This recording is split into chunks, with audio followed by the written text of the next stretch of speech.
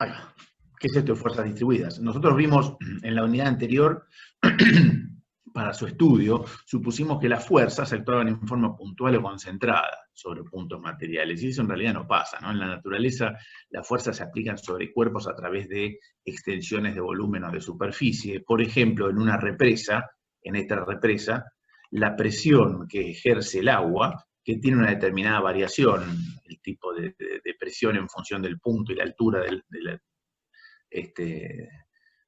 de columna de agua que estemos estudiando, no importa, eso después lo veremos a continuación, pero básicamente la fuerza que ejerce el agua sobre esta superficie, por eso muchas de las represas tienen esta forma, para distribuir mejor las cargas, son cargas distribuidas, ¿sí? Porque en vez de ser una suma de 2 o 3, o sea, un elemento finito de fuerzas puntuales, como teníamos en alguno de los ejemplos del tema anterior, si nosotros tenemos, en vez de 3 o 4 fuerzas puntuales, tenemos varias, sigue siendo un conjunto finito, pero tenemos muchas fuerzas, también ustedes se acuerdan que lo que hacíamos era, en vez de trabajar con tantas fuerzas puntuales, lo que hacíamos es reducirlas a algún punto, que en general para nosotros va a ser el origen de coordenadas, si es que ponemos nuestra terna de referencia ahí, y trabajar con la resultante de reducción o el binomio, digamos, la resultante y el momento resultante de reducción, dependiendo de qué sistema se trate. Si en vez de fuerzas puntuales, n fuerzas puntuales, son infinitas fuerzas diferenciales, a lo largo de una ley de variación, esos son cargas distribuidas, que son, esperen que voy a ir admitiendo a los alumnos que están ahí queriendo entrar. Entonces, decíamos, acá dice, como en la unidad anterior, nos interesará trabajar no con los sistemas originales, como en el caso anterior con los sistemas de fuerzas, sino, en vez de con todas estas cargas distribuidas, sino que buscaremos en general la resultante y su recta de acción si el sistema admite resultante única. Si no, buscaremos el binomio de reducción. Pero bueno, en un principio la mayor cantidad, digamos, de fuerzas distribuidas en la naturaleza, de alguna manera se pueden interpretar como un sistema de fuerzas que admiten resultante única, y por lo tanto el método acá sería encontrar la resultante y su recta de acción. Bueno, fuerzas distribuidas sobre un volumen. Fíjense, acá está el texto que yo se los dejo, acá esto después lo subo al campus. Un ejemplo de fuerzas distribuidas sobre el volumen es el campo gravitatorio que, por ejemplo, se ejerce sobre una persona cualquiera, ¿sí? Dicha acción se ejerce sobre toda la masa de la persona, y obviamente al cuerpo lo podemos imaginar conformado por un número infinito de partes de diferencial de masa, si ustedes quieren, que sobre cada una de ellas actúa una fuerza infinitamente pequeña, como comentábamos recién. Este es el caso de fuerzas que se ejerce sobre un volumen, y obviamente la resultante es el peso del cuerpo, y el punto de aplicación es el centro de masa o centro de gravedad del cuerpo, ¿sí? Fíjense, si ustedes están parados, ¿sí?, sobre un piso, pero sobre cualquier superficie plana, la carga distribuida que tienen ustedes, ¿sí?, de todo su peso, se distribuye y se transmite al piso a través de la planta de sus pies. Quiere decir que hay dos áreas que son las áreas de contacto de los pies con la superficie del piso, que serían dos áreas, digamos, de fuerzas distribuidas, que de alguna manera lo que hacen es soportar y darle equilibrio al cuerpo, en realidad, pero transmitir el peso al piso. ¿Están de acuerdo? Ahora, la resultante no necesariamente tiene que pasar por el área de contacto. Bueno, les quería comentar, acá me está quedando el cartelito que me está diciendo que en 40 minutos en 10 minutos se corta la extensión de esta clase, con lo cual cuando se corte nos volvemos a conectar. Esperamos 5 minutos más y nos volvemos a conectar, que supongo que es lo mismo que estarán haciendo con el ingeniero Sosti en otras clases. Les decía entonces, a través de las plantas de sus pies, de las superficies de apoyo de los dos pies contra el piso, ustedes están transmitiendo el peso al piso. Sin embargo, la resultante de ustedes claramente por dónde va a pasar, por su centro de masa, suponiendo que tuviéramos una densidad corporal más o menos constante, el centro de gravedad y centro de masa pasaría más o menos por el medio, o sea que si ustedes están bien plantados con los dos pies, claramente la resultante va a pasar entre medio de sus dos pies. ¿Están de acuerdo? Porque va a apuntar, la carga del peso apunta al centro de la Tierra. Entonces, importante de este detalle entender que no solo la resultante, digamos, de alguna manera tiene que ver con lo que pesa todo su cuerpo, o sea, este número infinito de diferenciales de masa integrales integrados a través de todo su volumen, darán una masa que por la aceleración de la gravedad me dará el peso. Esa es la resultante, pero la resultante en este caso, que ustedes están parados con las dos piernas, claramente pasa a través de su centro de gravedad, y la línea o la recta de acción de la resultante cortará el piso en un punto que no pertenece a ninguna de las dos áreas de los dos pies. Esto es importante entenderlo. Si ustedes levantan un pie, claramente van a tener que inclinar su cuerpo para el lado del pie que está apoyado, porque si no, la resultante de su cuerpo, que sigue siendo la misma, empieza a generar un momento que los tiende a rotar a ustedes y a caer. O sea, ustedes cuando se paran sobre un pie y se inclinan sobre ese pie, lo que hacen es generar que la resultante se vaya acercando hasta que pase por la superficie de apoyo de contacto entre su pie y el piso. Bueno, a eso apunta esto de fuerza distribuida sobre volumen, y uno puede entender también fuerzas distribuidas sobre superficies, que es esto que les decía yo recién, digamos, de la superficie de contacto. Fíjense acá del ejemplo, dice, una esfera apoyada sobre un plano. Teóricamente la esfera, cuando apoya sobre un plano, tiene un solo punto de tangencia, pero la verdad que la mayoría de los materiales, por no decir absolutamente todos, a no ser que estemos hablando de materiales ideales dentro del campo de la estática, pero si no, los materiales, siendo reales, se deforman, y por lo tanto la superficie de contacto, efectivamente, entre una esfera y el piso no es un punto, sino que es una superficie, es un área, ¿sí? Y en este caso, efectivamente, la resultante de cargas, que sería el peso de toda la esfera que pasa por su centro de gravedad, efectivamente cortará en este caso a la superficie de contacto, que es esta sección circular de contacto entre la esfera y el piso, cortará justo por el centro del círculo. Y eso hace que la esfera no se mueva. Ahora, si ustedes tienen la esfera en un plano inclinado, claramente la resultante de cargas no es normal al plano, porque el plano es inclinado, y por lo tanto generará un momento que hace que la esfera quiera rotar, porque efectivamente la resultante, la recta acción de la resultante, del peso de la esfera que pasa por su centro de masa o centro de gravedad, no corta justo al medio de la superficie de contacto. Eso es así, y eso es lo que pasaría en este caso, y la resultante sigue siendo el peso de la esfera, y el punto de aplicación es el centro del área del círculo de contacto, que es lo que decíamos recién, ¿sí? A mí me pareció mejor que quedara todo generado acá para que se entendiera bien, y las fuerzas distribuidas pueden ser sobre volumen, sobre superficies, o inclusive sobre una línea, ¿sí? Si ustedes tienen un sistema de cargas sobre una línea, si estamos hablando en el plano, un área de cargas acá, con una cierta ley de variación, ¿sí? Esta ley de variación tiene que ver con esta peseta que está acá. Todas estas cargas que están acá son infinitas cargas diferenciales que son paralelas una a otra, y en consecuencia la resultante es paralela al sistema, ¿sí? Claramente, para que esta resultante, que como en el caso anterior de las fuerzas puntuales, es un sistema equivalente al lado, no existe, pero es un sistema equivalente, se deben satisfacer las condiciones de equivalencia, ¿sí?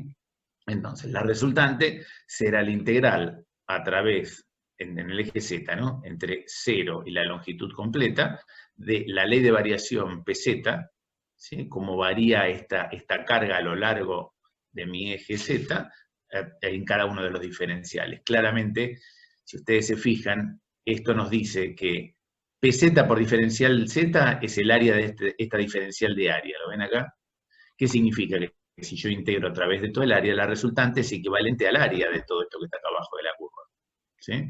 Esto es importante. Acá dice la intensidad de la resultante de una fuerza distribuida sobre una línea es el área del diagrama de carga, todo lo que está encerrado dentro de este contorno azul, y la recta de acción, ¿por dónde va a pasar? Por el baricentro, porque si el efecto de toda esta carga, ¿sí?, nosotros lo queremos presuponer por esta resultante, esto va a pasar por el baricentro de este área. ¿Qué es baricentro? Para aquellos que todavía no lo vieron o no se acuerdan, bueno, es un poco tema de la unidad que viene, que tiene que ver con el análisis de las áreas y análisis de las superficies. Pero por ahora, digamos, claramente está asociado este baricentro de las áreas a lo que nosotros recién llamábamos en las masas y en los volúmenes el centro de masa o centro de gravedad, ¿no? O sea, un centro de gravedad que es un punto donde puede presuponer toda la masa del cuerpo concentrada ahí y su peso la puede, como decíamos recién en el ejemplo este que decía yo de los pies, su peso lo puede presuponer pasando por ese centro de gravedad. Bueno, esto es el baricentro, esto en realidad depende un poco de la unidad siguiente, pero lo más importante de esto, en una fuerza distribuida a través de una línea, es saber de qué manera varía esta carga distribuida a lo largo de la línea, y saber que la resultante del diagrama de cargas va a pasar por el baricentro, o sea, por el centro geométrico, después veremos, del área, y además la resultante en determinada escala es equivalente al área que está acá abajo de este diagrama de cargas. ¿Sí? Eso es lo que más nos va a interesar a nosotros, y por ejemplo, en un ejemplo, acá tenemos el siguiente ejemplo que dice, un sistema de fuerzas distribuidas, indica esta la figura, fíjense, que tiene una variación lineal, ¿sí? Va desde un 0 hasta un máximo. Este máximo es este valor que está acá, esta flechita que está acá, que es el vector más grande que ustedes encuentran acá a la derecha, es de 10 newton por metro, y se llama vector carga específica, que nos da la ley de variación. O sea, a lo largo de 10 metros de base, el vector carga específica va desde 0 hasta 10 newton por metro. ¿Sí? Bueno, entonces acá nos piden hallar el valor del momento de reducción del sistema en el punto A. O sea, yo quiero reducir este sistema de cargas al punto A. ¿A ustedes qué les parece? Aparecerá resultante sola, momento solo, resultante y momento, tendrá un binomio de reducción. ¿A ustedes qué les parece? Escucho ofertas.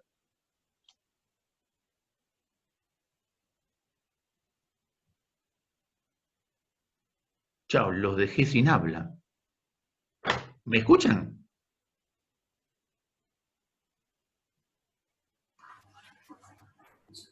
Va a haber solamente una resultante, porque es un sistema plano.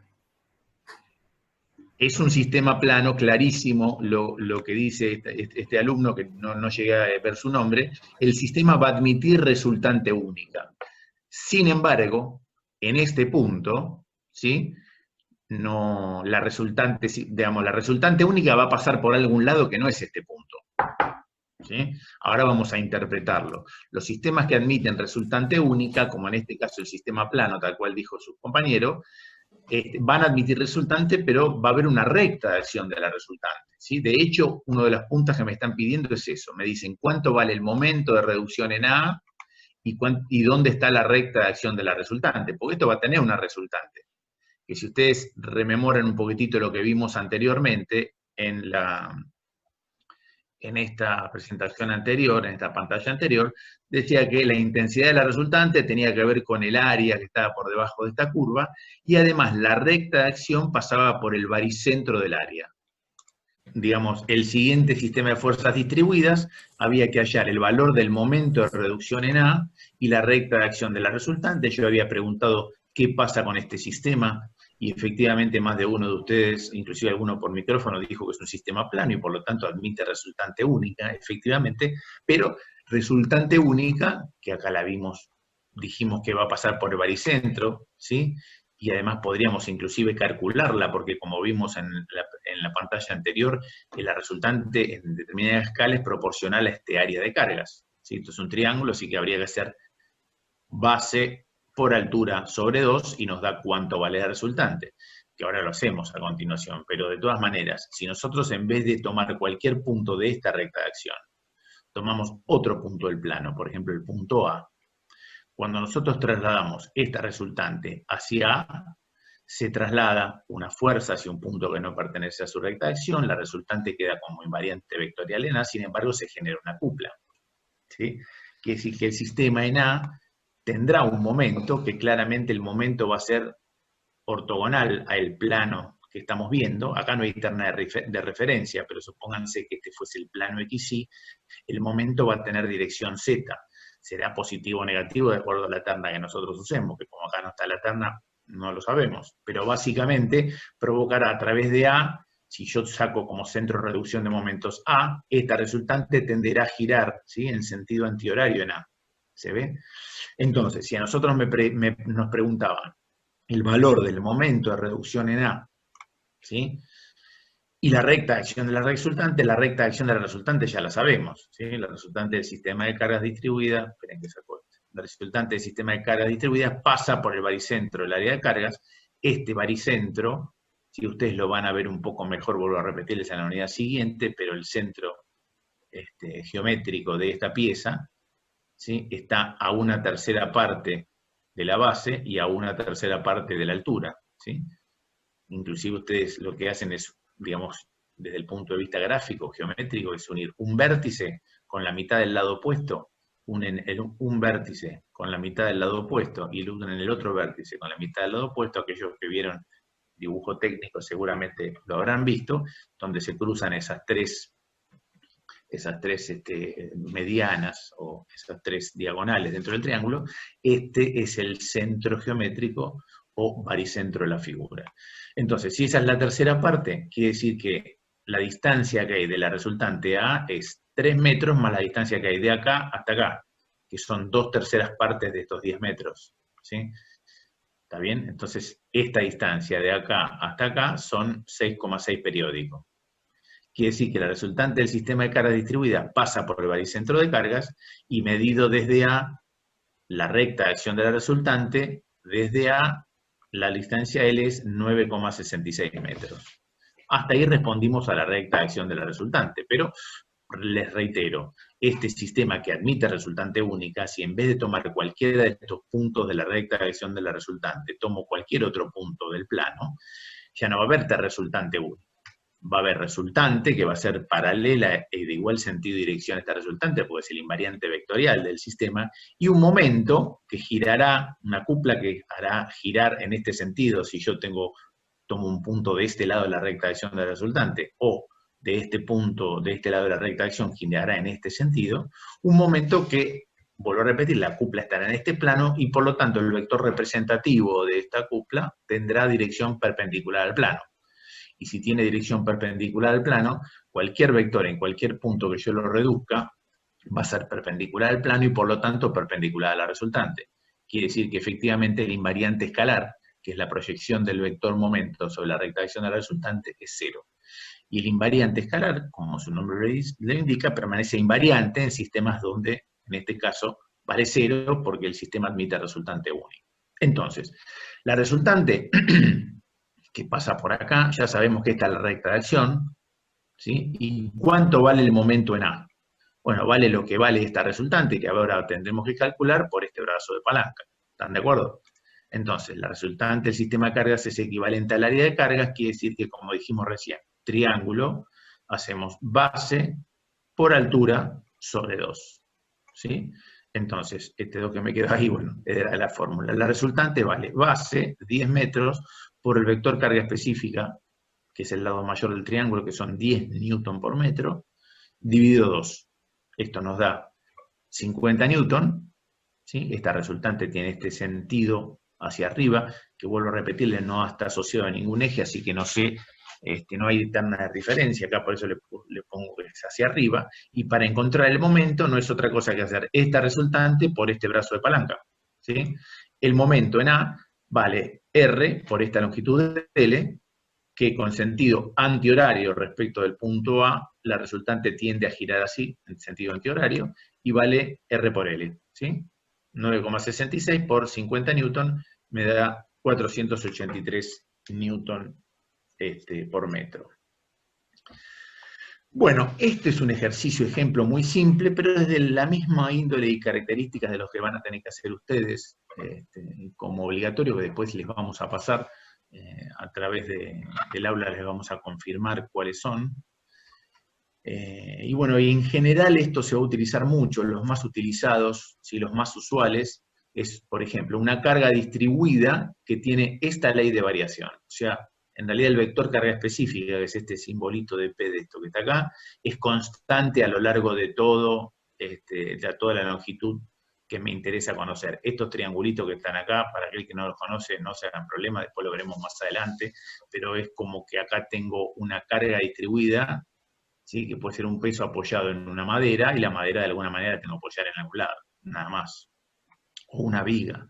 Esta carga distribuida más usual, por ejemplo, cuyo vector carga específica es constante, como esto que les digo yo acá, el ejemplo más significativo es el peso propio de las vigas. Supónganse que esto que está acá es una viga, ¿sí? Una viga que puede ser de madera, un perfil doble T, un perfil rectangular, cualquiera, ¿sí? Viga normalmente, para aquellos que no están en el tema, digamos, una vez que nosotros adelantemos un poco en la cátedra, lo van a ir entendiendo un poco más, pero viga es un elemento estructural normalmente de eje recto, ¿sí? Que se pone horizontal o casi horizontal. Y columna es vertical, son esas cosas que en ingeniería civil cualquiera los ve en una estructura de cualquier edificio, de sus casas. Viga es la que soporta el peso de, por ejemplo, del piso de arriba a lo largo de toda la pared, de punta a punta, apoyada en cada una de las columnas, que serían las superparedes de la casa. Entonces, el vector carga específica, en este caso, por ejemplo, ya que yo le digo que el ejemplo más común de esto es el peso propio de las vigas, cuando veamos las tablas de los perfiles, veremos que uno de los datos de cualquiera de los perfiles es el peso propio, que me dice cuánto pesa el perfil. Si yo apoyo acá un perfil, ¿sí? Que es como un hierro, digamos, pesa tantos kilos por metro. Como la longitud está en metros, claramente, si yo dije que este es el área de cargas, cuyo vector carga específica son tantos kilonewton por metro, a lo largo de toda la longitud en metros, kilos, me da el peso en kilos, o kilonewton, es lo mismo, lo que pasa es que las tablas están en kilos, me da el peso en kilos que mide este tramo de viga. Y eso no sería otra cosa que el valor de la resultante. Fíjense, la resultante es el vector carga específica, que está en kilos por metro, por la longitud en metros. ¿Y por dónde pasa la resultante? Por el baricentro de este área de cargas. El área de cargas, cuando es un rectángulo es fácil, porque el centro geométrico es el baricentro, pasaría por acá la resultante, ¿sí? A una distancia L sobre 2. ¿Sí? Este es el peso propio en vigas, y esto tiene que ver, supónganse que la viga tuviera esta sección, o sea, la viga es este elemento estructural que puede ser mucho más largo, ¿no es cierto? Si yo tomo un plano de simetría justo en el medio, puedo decir que efectivamente, si lo miro lateralmente, tengo un sistema de cargas distribuidas, ¿sí? Y encontraré las dos resultantes. O la resultante, y en realidad estas dos reacciones que están acá son reacciones de vínculo, pero todavía no vimos vínculos y cuerpos vinculados, así que nada, la idea es que ustedes entiendan que a pesar de tener un sistema espacial como este, que es una viga, que tiene obviamente una sección en una longitud L, a pesar de eso nosotros podemos reducir el sistema a través de un plano de simetría a una chapa, como si fuese una chapa, y está la chapa. El peso de esta chapa sería la resultante, que pasa por acá al medio, y por donde pasa la resultante es justo en el medio, porque en este caso el vector carga específica es constante, pasa por el baricentro, que es el centro geométrico del rectángulo. Otra también puede ser una carga distribuida triangular, como la que vimos en el ejemplo que calculamos hace un rato, ¿sí? Donde yo tengo efectivamente un vector carga específica que va desde un máximo hacia un cero, variando linealmente, ¿sí? La resultante de vuelta es proporcional al área, base por altura sobre 2, P por L sobre 2, si ustedes se fijan, y la recta de acción de la resultante es esta longitud, que es un tercio de la longitud completa, porque el baricentro de un triángulo está a un tercio de la base, y a 1/3 de la altura. Estaría por acá más o menos. Vector carga específica de variación lineal, y el ejemplo más común es la presión de la columna de agua sobre paredes de represas, ¿sí? Acá, o sea, el vector carga específica sigue estando en tantos kilonewton o kilogramos, unidades de fuerza por unidad de longitud, en este caso está en kilogramos fuerza por metro, y la longitud en metros, de tal manera que la resultante efectivamente nos da en unidades de fuerza, en este caso sería kilogramos fuerza. Presión de columna de agua sobre paredes de represas, ¿por qué? Si ustedes se fijan, claramente la presión, supónganse que este es de este lado nomás, de este lado solo es una represa, y si no, asócienlo a un tanque como en este caso. Claramente la presión de la columna de agua acá es 0, porque la columna de agua vale 0, y en el fondo es máxima. Va de un 0 a un máximo, ¿sí? Obviamente esto es gamma por h, ¿no? El peso específico por la altura de columna de agua, como la altura acá vale 0, es 0, y acá es máxima variación lineal, y este es un ejemplo de carga distribuida triangular, que sería sobre, por ejemplo, la pared de la represa, o si esto fuese un tanque de sección circular, sería una de las generatrices, digamos, internas del cilindro, ¿no es cierto? La otra que también se nos puede presentar es una carga distribuida que tiene una variación lineal también, pero que no llega hasta 0, o sea, es un trapecio, ¿sí? Acá hay una forma de, o sea, esta resultante de todo este área de cargas, que está acá, ¿sí? Ahora vamos a ver por qué responde a esta fórmula, pero básicamente se puede calcular. De vuelta lo mismo, la resultante es equivalente al área de cargas, y para encontrar la recta de acción de la resultante, se va a poder hacer el cálculo claramente cuando veamos la unidad siguiente de geometría de las masas de la superficie. Van a poder calcular el baricentro de toda este área, ¿sí? Pero geométricamente la pueden ver uniendo este vértice con el primer tercio del lado contrario, y este vértice con el segundo tercio de este otro lado contrario, hacen que donde se cruzan estas dos auxiliares, yo tenga la recta de acción de la resultante, ¿sí? Las rectas extremas, dice acá, M y N, ¿sí? Que dividen la base del trapecio en 3 partes iguales, se cortan en este punto que pertenece a la recta de acción de la resultante. ¿Y por qué la resultante responde a esto que está acá? Porque si ustedes se fijan, si a este triángulo, este trapecio que está acá, lo dividimos en un rectángulo, ¿sí? Que tenga P2 acá abajo y P2 acá abajo, un rectángulo de P2 constante, más un triángulo que vaya desde 0 a este vector, que será P1 menos P2, yo tengo acá la resultante del primero, que es el rectángulo de abajo, P2 por L, más la resultante de este triángulo, que sería P1 menos P2, que es el lado de este triángulo, sería la altura del triángulo por la base, por L, sobre 2. Quiere decir que estas son dos áreas, ¿sí? Esto es un vector carga específica cuya variación lineal no parte desde 0, ¿sí? Y la presión de columna de agua sobre compuertas inundadas es lo que yo les voy a mostrar a continuación para que ustedes entiendan cómo es esto de encontrar la resultante como suma de dos resultantes parciales, ¿sí? Como en este caso que está acá, fíjense.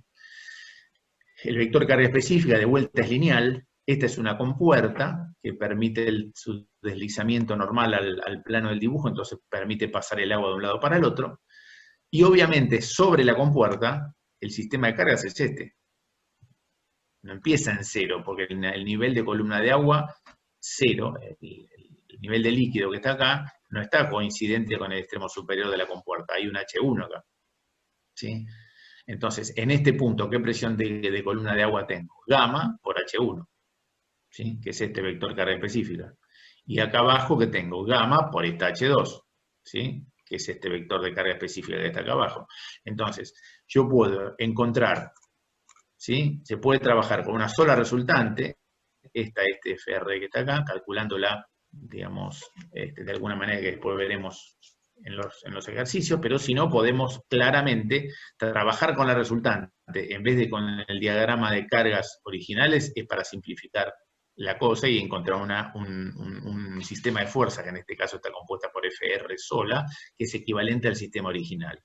Si me resulta más fácil, en vez de trabajar con esta FR sola, trabajar con esta fuerza y esta, que son dos resultantes de cargas de este primer diagrama de cargas rectangular que está acá, cuya resultante es F1, y de este otro triangular que está acá, cuya resultante es F2, también lo puedo hacer, que a eso apunta esta nota. O sea, se puede trabajar, en vez de con el diagrama de cargas distribuidas original, con una sola resultante, o en el caso del sistema este de cargas trapezoidales, trabajar con dos resultantes parciales, con F1 y F2.